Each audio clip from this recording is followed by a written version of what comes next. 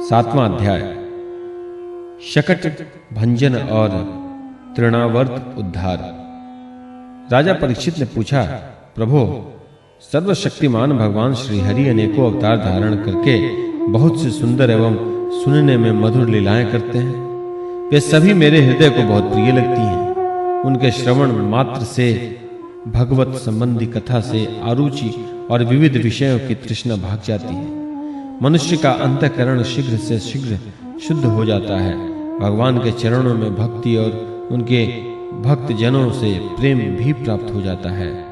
यदि आप मुझे उनके श्रवण का अधिकारी समझते हैं तो भगवान की उन्हीं मनोहर लीलाओं का वर्णन कीजिए। भगवान श्री कृष्ण ने मनुष्य लोक में प्रकट होकर मनुष्य जाति के स्वभाव का अनुसरण करते हुए जो बाल लीलाएं की हैं, अवश्य ही वे अत्यंत अद्भुत हैं। इसलिए आप अब उनकी दूसरी बाल लीलाओं का भी वर्णन कीजिए। श्री सुखदेव जी कहते हैं, परीक्षित, एक बार भगवान श्री कृष्ण के करवट बदलने का अभिषेक उत्सव मनाया जा रहा था। उसी दिन उनका जन्म नक्षत्र भी था। घर में बहुत सी स्त्रियों की भीड़ लगी हुई थी। गाना बजाना हो रहा था। उन्हीं स्त्रियों के बीच में खड़ी हुई सती साध्वी यशोदा जी ने अपने पुत्र का अभिषेक किया। उस समय ब्राह्मण लोग मंत्र पढ़ कर आशीर्वाद दे रहे थे। नंद रानी यशोदा जी ने ब्राह्मणों का खूब पूजा सम्मान किया। उन्हें अन्न वस्त्र माला गाय आदि मुहमांगी वस्तुएं दी। जब यशोदा ने उन ब्राह्मणों द्वारा अस्तित्व वाचन कराकर स्वयं बालक के नहलाने आदि का कार्य संपन्न कर लिया, तब यह देखकर कि मेरे लल्ला के नेत्रों में नींद आ रही है, अपने पुत्र को धीरे से शैया पर सुला दिया। थोड़ी देर में श्याम सुंदर की आंखें खुली तो वे स्तनपान के लिए रोने लगे। उस समय मनस्विनी यशोदा जी उत्सव में आए हुए ब्रजवासियों के स्वागत सत्कार में बहुत ही तन्मय हो रही थी, इसलिए उन्हें श्री कृष्ण का रोना सुनाई नहीं पड़ा। तब श्री कृष्ण रोते रोते अपने पांव उछालने लगे। शिशु श्री कृष्ण एक छकड़े के नीचे सोए हुए थे। उनके पांव अभी लाल लाल कोपलों के समान बड़े ही कोमल और नन्हे नन्हे थे, परंतु वह नन्हा सा पांव लगते ही विशाल छकड़ा उलट गया।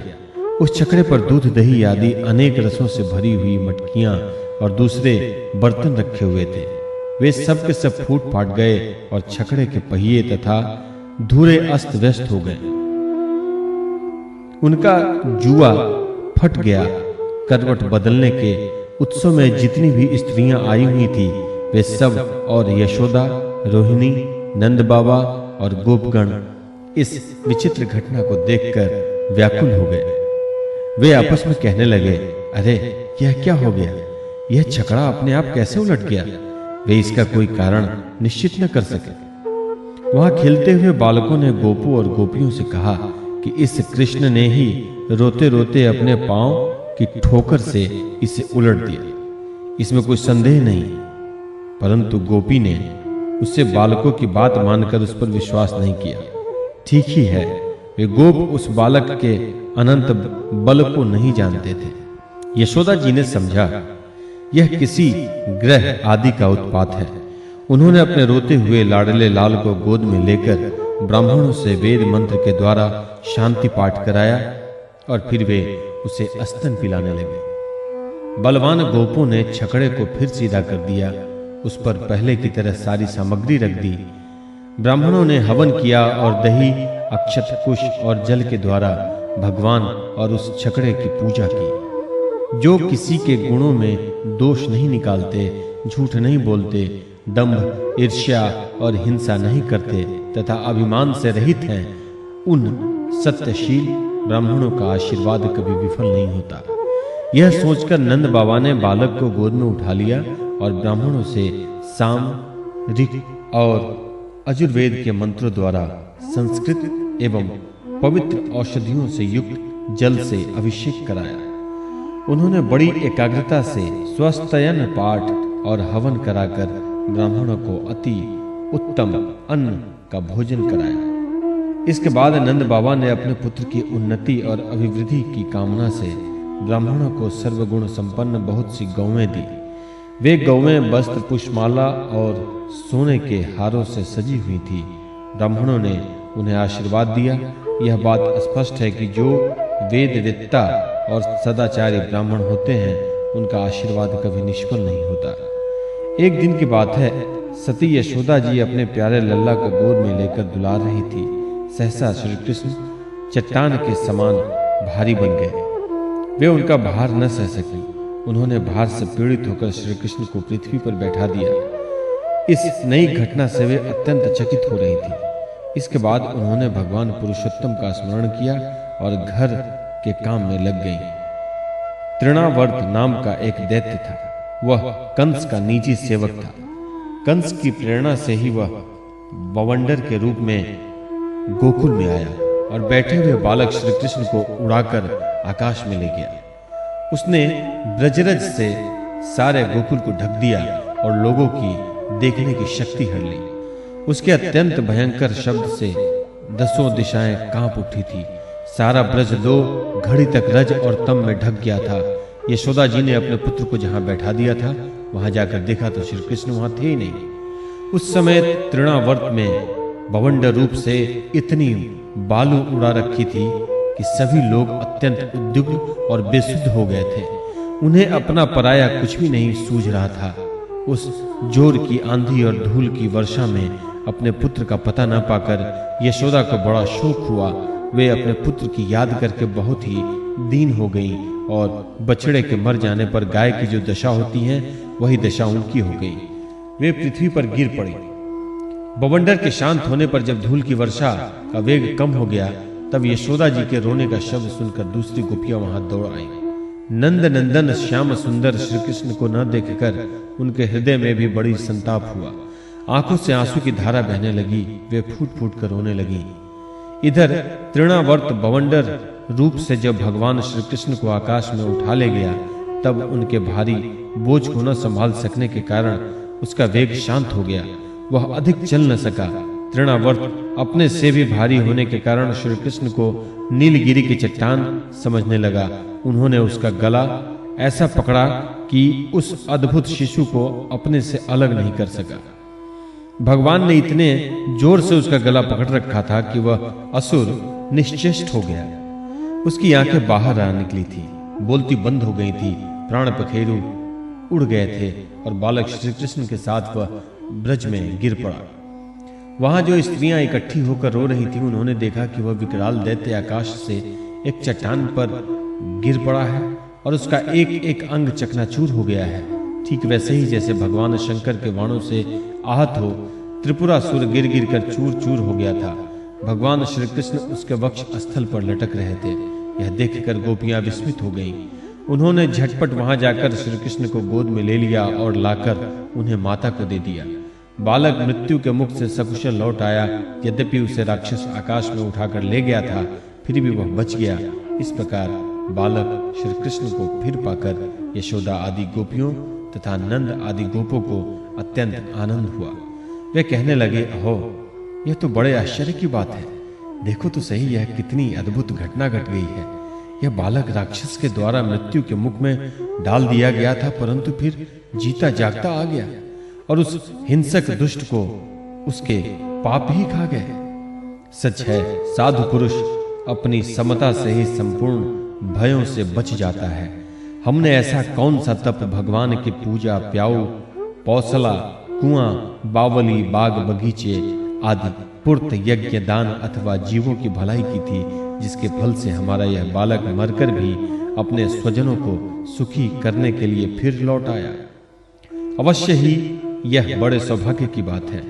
जब नंद बाबा ने देखा कि महावन में बहुत सी अद्भुत घटनाएं घटित हो रही हैं तब आश्चर्यचकित होकर उन्होंने वासुदेव जी की बात का बार बार समर्थन किया। एक दिन की बात है, यशोदा जी अपने प्यारे शिशु को अपनी गोद में लेकर बड़े प्रेम से स्तनपान करा रही थी। वे वात्सल्य स्नेह से इस प्रकार सराबोर हो रही थी कि उनके स्तनों से अपने आप ही दूध झरता जा रहा था। जब वे प्रायः दूध पी चुके और माता यशोदा उनके रुचिर मुस्कान से युक्त मुख को चूम रही थी उसी समय श्री कृष्ण को जम्भाई आ गई और माता ने उसके मुख में यह देखा, उसमें आकाश, अंतरिक्ष ज्योतिर्मंडल, दिशाएं, सूर्य, चंद्रमा, अग्नि, वायु, समुद्र, द्वीप, पर्वत, नदियां, वन और समस्त चराचर प्राणी स्थित हैं। परीक्षित, अपने पुत्र के मुंह में इस प्रकार सहसा सारा जगत देखकर मृग शावक नयनी यशोदा जी का सारा शरीर कांप उठा। उन्होंने अपनी बड़ी बड़ी आंखें बंद कर ली। वे अत्यंत आश्चर्यचकित हो गई। नामकरण, संस्कार और बाल लीला। श्री सुखदेव जी कहते हैं, परीक्षित, यदुवंशियों के कुल पुरोहित थे श्री गर्गाचार्य जी। वे बड़े तपस्वी थे। वसुदेव जी की प्रेरणा से वे एक दिन नंद बाबा के गोकुल में आए। उन्हें देखकर नंद बाबा को बड़ी प्रसन्नता हुई। वे हाथ जोड़कर उठ खड़े हुए, उनके चरणों में प्रणाम किया। उसके बाद ये स्वयं भगवान ही हैं, इस भाव से उनकी पूजा की। जब गर्गाचार्य जी आराम से बैठ गए और विधि पूर्वक उनका आतिथ्य सत्कार हो गया, तब नंद बाबा ने बड़ी ही मधुर वाणी से उनका अभिनंदन किया और कहा, भगवान, आप तो स्वयं पूर्ण काम हैं, फिर मैं आपकी क्या सेवा करूं? आप जैसे महात्माओं का हमारे जैसे गृहस्थों के घर आ जाना ही हमारे परम कल्याण का कारण है। हम तो घरों में इतने उलझ रहे हैं और इन प्रपंचों में हमारा चित्त इतना दीन हो रहा है कि हम आपके आश्रम तक जा भी नहीं सकते। हमारे कल्याण के सिवा आपके आगमन का और कोई हेतु हो ही नहीं सकता। प्रभु, जो बात साधारणतः इंद्रियों की पहुंच के बाहर है अथवा भूत और भविष्य के गर्भ में निहित है, वह भी ज्योतिष शास्त्र के द्वारा प्रत्यक्ष जान ली जाती है। आपने उसी ज्योतिष शास्त्र की रचना की है। आप ब्रह्मवेत्ताओं में श्रेष्ठ हैं। इसलिए मेरे इन दोनों बालकों के नामकरण आदि संस्कार आप ही कर दीजिए, क्योंकि ब्राह्मण जन्म से ही मनुष्य मात्र का गुरु है। गर्गाचार्य जी ने कहा, नंद जी, मैं सब जगह यदुवंशियों के आचार्य के रूप में प्रसिद्ध हूँ। यदि मैं तुम्हारे पुत्र के संस्कार करूंगा तो लोग समझेंगे कि यह तो देवकी का पुत्र है। कंस की बुद्धि बुरी है, वह पाप ही सोचा करती है। वसुदेव जी के साथ तुम्हारी बड़ी घनिष्ठ मित्रता है। जब से देवकी की कन्या से उसने यह बात सुनी है कि उसको मारने वाला और कहीं पैदा हो गया है, तब से वह यही सोचता रहता है कि देवकी के 8वें गर्भ से कन्या का जन्म नहीं होना चाहिए। यदि मैं तुम्हारे पुत्र का संस्कार कर दूं और वह इस बालक को वसुदेव जी का लड़का समझकर मार डाले तो हमसे बड़ा अन्याय हो जाएगा। नंद बाबा ने कहा, आचार्य जी, आप चुपचाप इस एकांत गौशाला में केवल अस्तित्व वाचन करके इस बालक का द्विजाति समुचित नामकरण संस्कार मात्र कर दीजिए। औरों की कौन कहे, मेरे सगे संबंधी भी इस बात को न जानने पाए। श्री सुखदेव जी कहते हैं, गंगाचार्य तो संस्कार करना चाहते ही थे। जब नंद बाबा ने उनसे इस प्रकार प्रार्थना की, तब उन्होंने एकांत में छिपकर गुप्त रूप से दोनों बालकों का नामकरण संस्कार कर दिया। गंगाचार्य जी ने कहा, यह रोहिणी का पुत्र है, इसलिए इसका नाम होगा रोहिणेय। यह अपने सगे संबंधी और मित्रों को अपने गुणों से अत्यंत आनंदित करेगा, इसलिए इसका दूसरा नाम होगा राम। इसके बल की कोई सीमा नहीं है, अतः इसका एक नाम बल भी है। यह यादवों में और तुम लोगों में कोई भेदभाव नहीं रखेगा और लोगों में फूट पड़ने पर मेल कराएगा, इसलिए इसका एक नाम संकर्षण भी है। और यह जो सांवला है, यह प्रत्येक युग में शरीर ग्रहण करता है। पिछले युगों में इसने क्रमशः श्वेत, रक्त और पीत ये 3 विभिन्न रंग स्वीकार किए थे। अब कि यह कृष्ण वर्ण हुआ है, इसलिए इसका नाम कृष्ण होगा। नंद जी, यह तुम्हारा पुत्र पहले कभी वसुदेव जी के घर भी पैदा हुआ था, इसलिए इस रहस्य को जानने वाले लोग इसे श्रीमान वासुदेव भी कहते हैं। तुम्हारे पुत्र के और भी बहुत से नाम हैं तथा रूप भी अनेक हैं।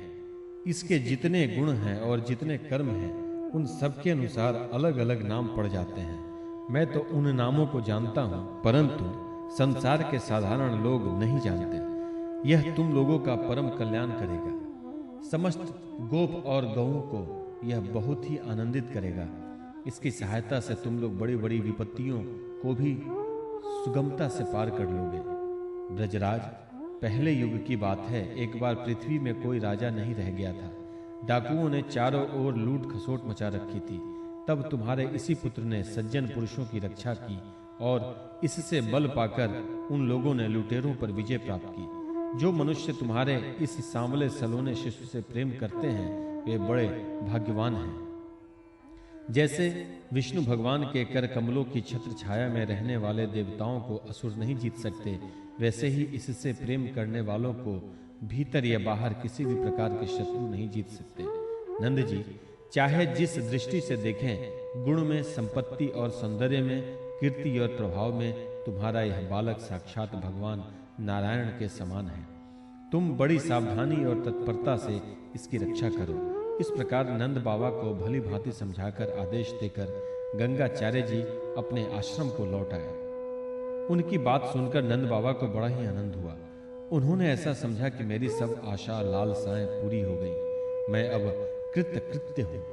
परीक्षित, कुछ ही दिनों में राम और श्याम घुटनों और हाथों के बल बकैया चल चल कर गोकुल में खेलने लगे। दोनों भाई अपने नन्हे नन्हे पांवों को गोकुल के कीचड़ में घसीटते हुए चलते। उस समय उनके पांव और कमर के घुंघरू रुनझुन बजने लगते। वह शब्द बड़ा भला मालूम पड़ता। वे दोनों स्वयं वह ध्वनि सुनकर खिल उठते। कभी कभी वे रास्ते चलते किसी अज्ञात व्यक्ति के पीछे हो लेते, फिर जब देखते कि यह तो कोई दूसरा है तब झक से रह जाते और डरकर अपनी माताओं रोहिणी जी और यशोदा जी के पास लौट आते। माताएं यह सब देख देख कर स्नेह से भर जाती। उनके स्तनों से दूध की धारा बहने लगती। जब उनके दोनों नन्हे नन्हे से शिशु अपने शरीर में कीचड़ का अंगराग लगाकर लौटते, तब उनकी सुंदरता और भी बढ़ जाती थी। माताएं उन्हें आते ही दोनों हाथों से गोद में लेकर हृदय से लगा लेती और स्तनपान कराने लगती। जब वे दूध पीने लगते और बीच बीच में मुस्कुरा मुस्कुरा कर अपनी माताओं की ओर देखने लगते, तब वे उनकी मंद मंद मुस्कान, छोटी छोटी दतुलियां और भोला भाला मुंह देखकर आनंद के समुद्र में डूबने उतराने लगती। जब राम और श्याम दोनों कुछ और बड़े हुए, तब ब्रज के घर के बाहर ऐसी ऐसी बाल लीलाएं करने लगे जिन्हें गोपियां देखती ही रह जाती। जब वे किसी बैठे हुए बछड़े की पूंछ पकड़ लेते और बछड़े डर डर कर इधर उधर भागने लगते, तब वे दोनों और भी जोर से पूंछ पकड़ लेते और बछड़े उन्हें घसीटते हुए दौड़ने लगते। गोपियां अपने घर का काम धंधा छोड़कर यही सब देखती रहती और हंसते हंसते लोटपोट होकर परम आनंद में मग्न हो जाती। कन्हैया और बलदायु दोनों ही बड़े चंचल और बड़े खिलाड़ी थे। वे कहीं हिरण, कहीं गाय आदि सिंह वाले पशुओं के पास दौड़ जाते, तो कहीं धधकती हुई आग से खेलने के लिए कूद पड़ते। कभी दांत से काटने वाले कुत्तों के पास पहुंच जाते, तो कभी आंख बचाकर तलवार उठा लेते। कभी कुएं या गड्ढे के पास जल में गिरते गिरते बचते, तो कभी मोर आदि पक्षियों के निकट चले जाते और कभी कांटों की ओर बढ़ जाते। माताएं उन्हें बहुत बरसती, परंतु उनकी एक न चलती। ऐसी स्थिति में वे घर का काम धंधा भी नहीं संभाल पाती थी। उनका चित्त बच्चों को भय की वस्तुओं से बचाने की चिंता से अत्यंत चंचल रहता था। राजर्षि, कुछ ही दिनों में यशोदा और रोहिणी के लाडले लाल घुटनों का सहारा लिए बिना अनायास ही खड़े होकर गोकुल में चलने फिरने लगे। ये ब्रजवासियों के कन्हैया एवं भगवान हैं, परम सुंदर और परम मधुर। अब वे और बलराम अपनी ही उम्र के ग्वाल बालों को अपने साथ लेकर खेलने के लिए ब्रज में निकल पड़ते और ब्रज की भाग्यवती गोपियों को निहाल करते तरह तरह के खेल खेलते। उनके बचपन की चंचलताएं बड़ी ही अनोखी होती थी। गोपियों को तो वे बड़ी ही सुंदर और मधुर लगती। एक दिन सब की सब इकट्ठी होकर नंद बाबा के घर आईं और यशोदा माता को सुना सुनाकर कन्हैया के करतूत कहने लगी। अरे यशोदा, यह तेरा कान्हा बड़ा नटखट हो गया है। गाय दूहने का समय न होने पर भी यह बछड़ों को खोल देता है और हम डांटती हैं तो ठहा ठहा कर हंसने लगता है। यह चोरी के बड़े बड़े उपाय करने हमारे मीठे मीठे दही दूध चुरा चुरा कर खा जाता है। केवल अपने ही खाता तो एक बात भी थी, यह तो सारा दही दूध वानरों को भी बांट देता है और जब वे भी पेट भर जाने पर नहीं खा पाते, तब यह हमारे माटों को ही फोड़ डालता है। यदि घर में कोई वस्तु इसे नहीं मिलती तो यह घर और घर वालों पर बहुत खींचता है और हमारे बच्चों को रुलाकर भाग जाता है। जब हम दही दूध को छीकों पर रख देते हैं और इसके छोटे छोटे हाथ वहां तक नहीं पहुंच पाते, तब यह बड़े बड़े उपाय रचता है। कहीं दो चार पीढ़ों को एक के ऊपर एक रख देता है, कहीं उखल पर चढ़ जाता है तो कहीं उखल पर पीढ़ा रख देता है। कभी कभी तो अपने किसी साथी के कंधे पर ही चढ़ जाता है। जब इतने पर भी काम नहीं चलता, तब यह नीचे से ही उन बर्तनों में छेद कर देता है। इसे इस बात की पक्की पहचान रहती है कि किस छीके पर किस बर्तन में क्या रखा है, और ऐसे ढंग से छेद करना जानता है कि किसी को पता तक न चले।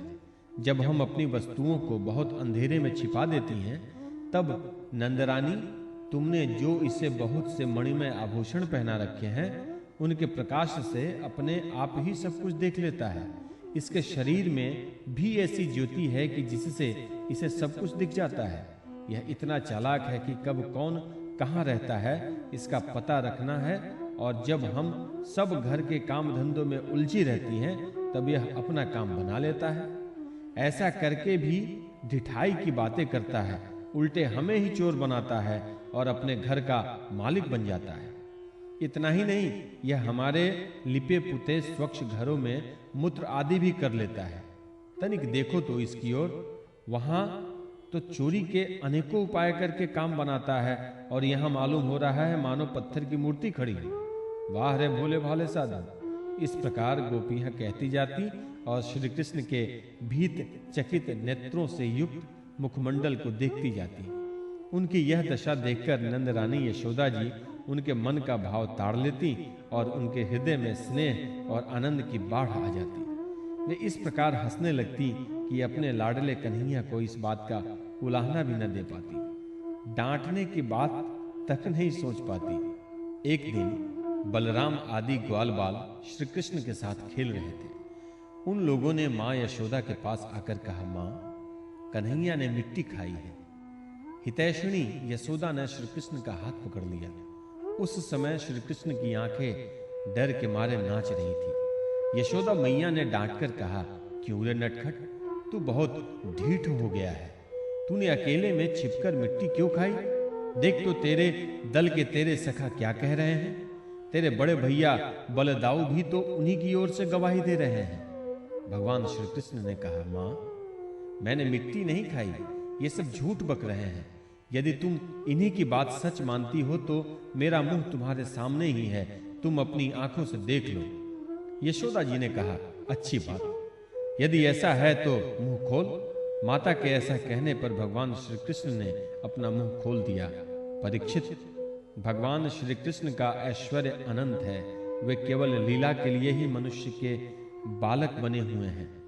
यशोदा जी ने देखा कि उनके मुख में चर अचर संपूर्ण जगत विद्यमान है। आकाश वह शून्य जिसमें किसी की गति नहीं, दिशाएं, पहाड़, द्वीप और समुद्रों के सहित सारी पृथ्वी, बहने वाली वायु, वैद्युत, अग्नि, चंद्रमा और तारों के साथ संपूर्ण ज्योतिर्मंडल, जल, तेज, पवन, वितय, प्राणियों के चलने फिरने का आकाश, वैकारिक, अहंकार के कार्य देवता, मन, इंद्रिय, पंच तत्व मात्राएं और तीनों गुण श्री कृष्ण के मुख में दिख पड़े। परीक्षित, जीव, काल, स्वभाव, कर्म, उनकी वासना और शरीर आदि के द्वारा विभिन्न रूपों में दिखने वाला यह सारा विचित्र संसार संपूर्ण ब्रज और अपने आप को भी यशोदा जी ने श्री कृष्ण के नन्हे से खुले हुए मुख में देखा। वे बड़ी शंका में पड़ गईं। वे सोचने लगी कि यह कोई स्वप्न है या भगवान की माया। कहीं मेरी बुद्धि में ही तो कोई भ्रम नहीं हो गया है। संभव है मेरे इस बालक में ही कोई जन्मजात योग सिद्धि हो, जो चित्त, मन, कर्म और वाणी के द्वारा ठीक ठीक तथा सुगमता से अनुमान के विषय नहीं होते।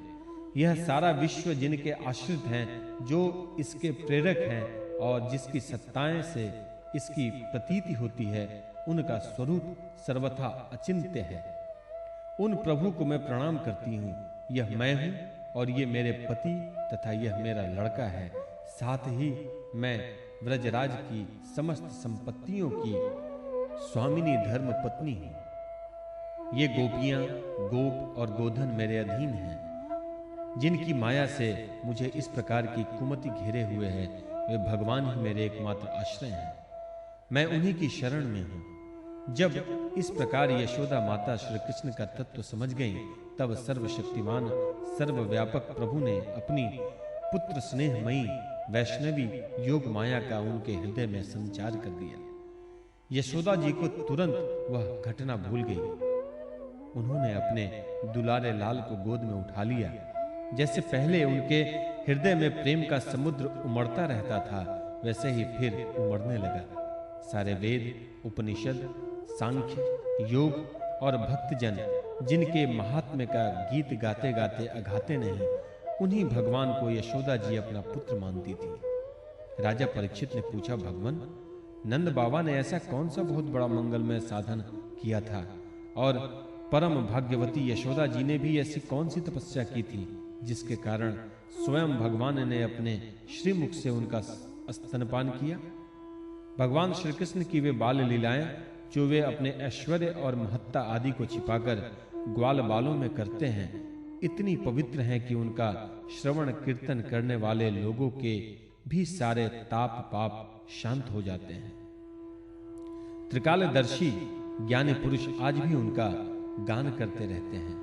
वही लीलाएं उनके जन्मदाता माता पिता देवकी वसुदेव जी को तो देखने तक को नहीं मिलती, और नंद यशोदा उनका अपार सुख लूट रहे हैं। इसका क्या कारण है?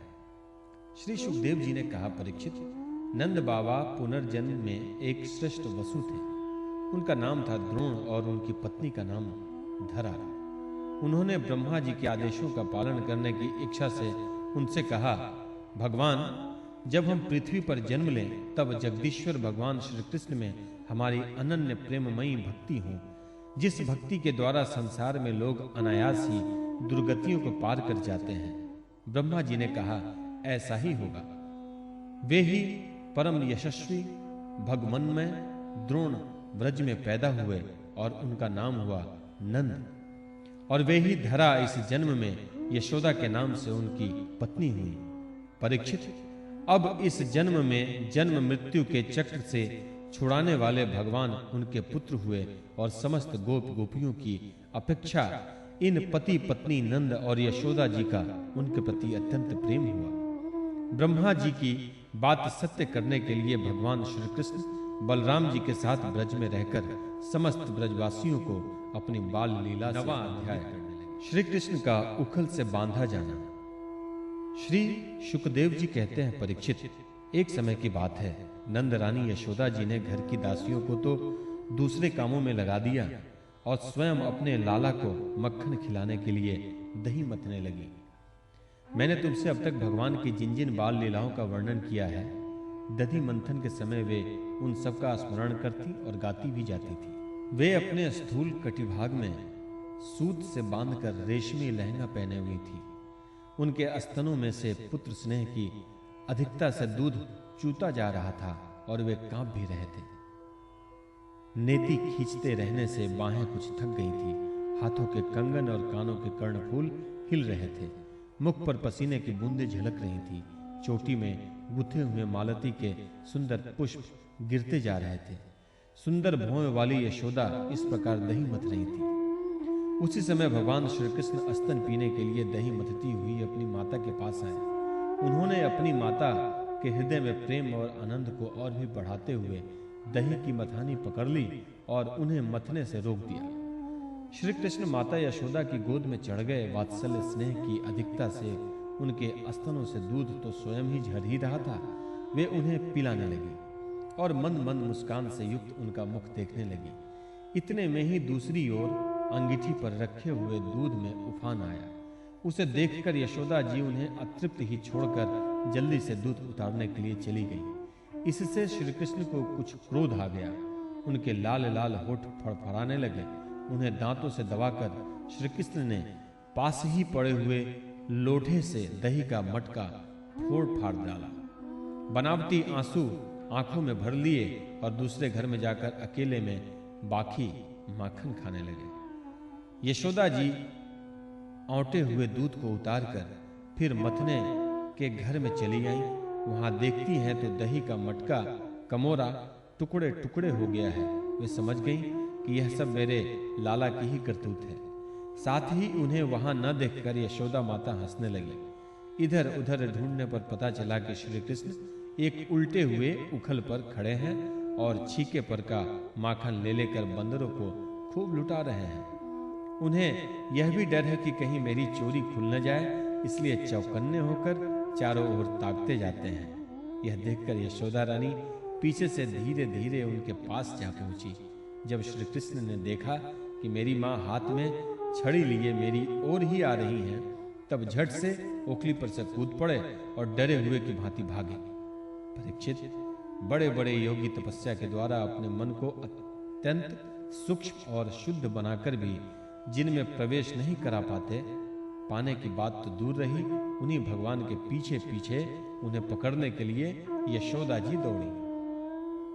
जब इस प्रकार माता यशोदा श्री कृष्ण के पीछे दौड़ने लगी, तब कुछ ही देर में बड़े बड़े एवं हिलते हुए नितंबों के कारण उनकी चाल धीमी पड़ गई।